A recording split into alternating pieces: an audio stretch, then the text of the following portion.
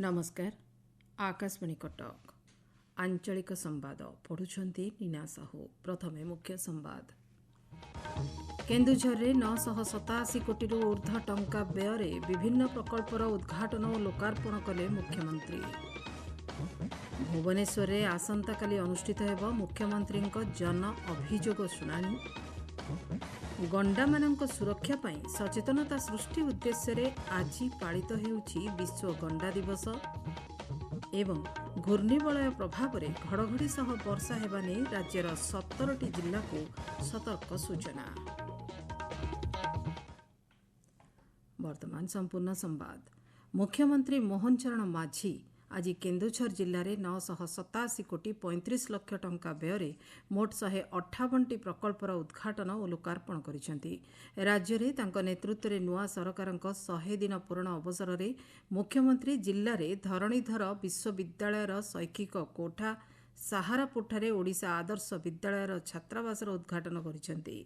एहा सह सड़क सेतु जलसेचन कृषि आदिर उन्नति पई विभिन्न प्रकल्पर शिलान्यास करिसेंती। एही अवसर में मुख्यमंत्री कहिसेंती राज्य में शिक्षार विकास पई विभिन्न पदक्षेप निया जाउछि।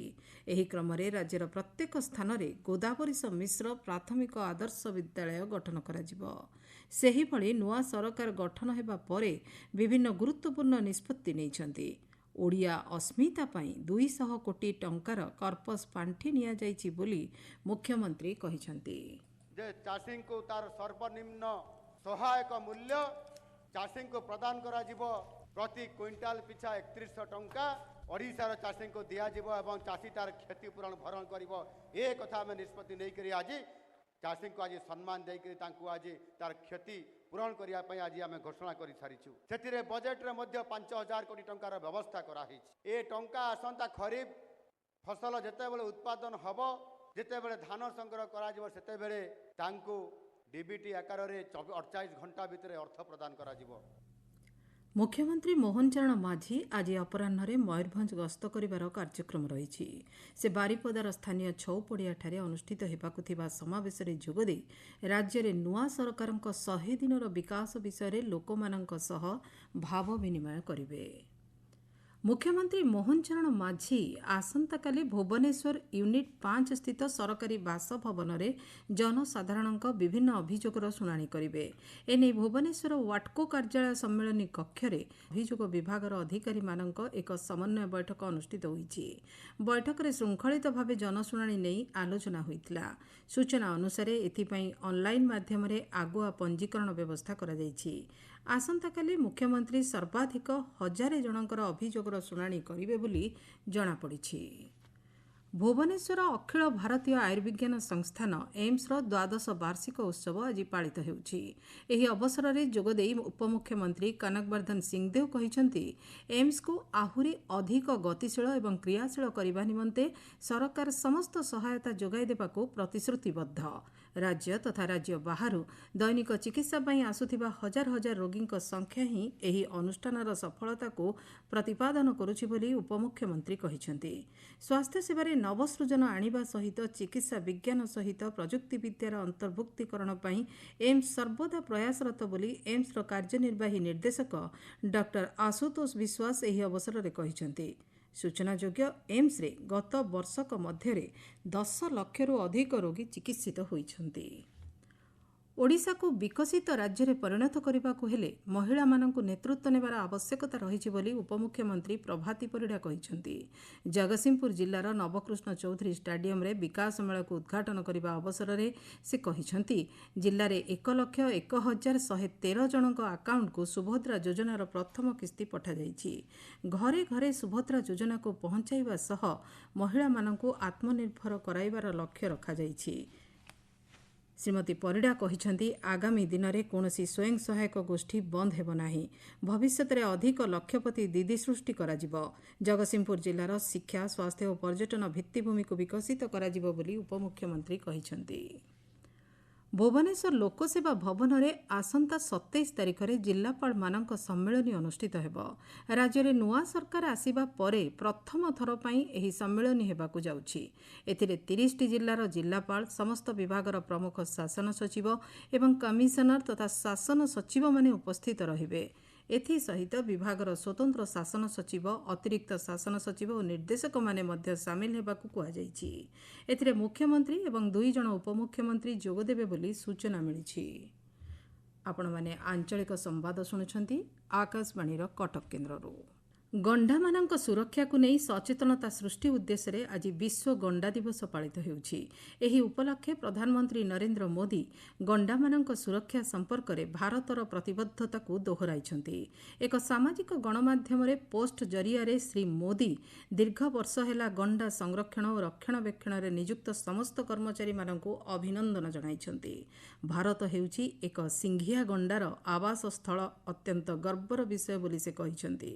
अतीतरे आसाम गस्त अवसर में काजीरंगा जातीय उद्यान भ्रमण को मने पकाई श्री मोदी जनसाधारण को सेठाको बुली जिबाको परामर्श देइछंती।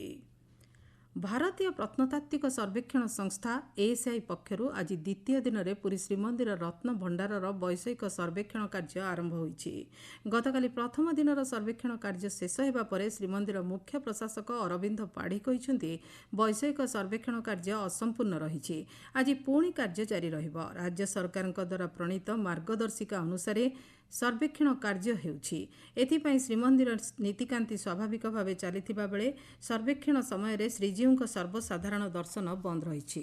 सूचनायोग्य गतकाली एएसआई और विशेषज्ञ टीम प्राय 4 घंटा धरी सर्वेक्षण कार्य करथिले। अपरपक्षे आसंता 24 तारिखर श्रीमंदिर में शारदीय दुर्गा पूजा पर 16 उपचार पूजा आरंभ हेबो। एथिपाई स्वतंत्र नीतिकांति अनुष्ठित हेबो। संबलपुर एक घरोई अनुष्ठान पक्षरु आज संध्यारे नुआखाई भेटघाट पालन करा। एथिरे राजस्व विपर्यय परिचालन मंत्री सुरेश पुजारी, वाणिज्य आईन मंत्री पृथ्वीराज हरिचंदन, परिवहन मंत्री विभूतिभूषण जेना और पंचायतराज मंत्री रवि नारायण नायकों समेत अन्य मान्यगण्य व्यक्ति जोगदेवार कार्यक्रम रही। एही अवसर में आयोजित हेबाकु थिबा सांस्कृतिक कार्यक्रम में बहु ख्यातिसंपन्न कलाकार निज कला प्रदर्शन करिवे। भद्रक जिला धामनगर ब्लॉक लुणिया शहीद नगर ठारे 82तम लुणिया गुलिकांड स्मारकी दिवस पालित होइछि।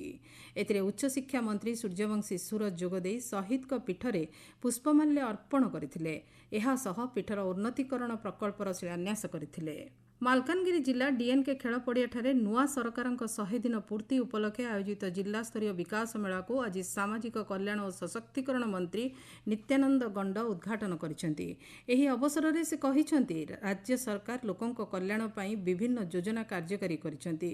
एही कार्यक्रम में विभिन्न योजनार योग्य हिताधिकारी को सहायता प्रदान करा जायतिला। गंजाम जिला ब्रह्मपुर स्थित आंकुली शिल्पांचल ठारे बयनिकार एक अत्याधुनिक विक्रय केन्द्र को वाणिज्य परिवहन इस्पात खनि मंत्री विभूतिभूषण जेना उद्घाटन करिसेंति।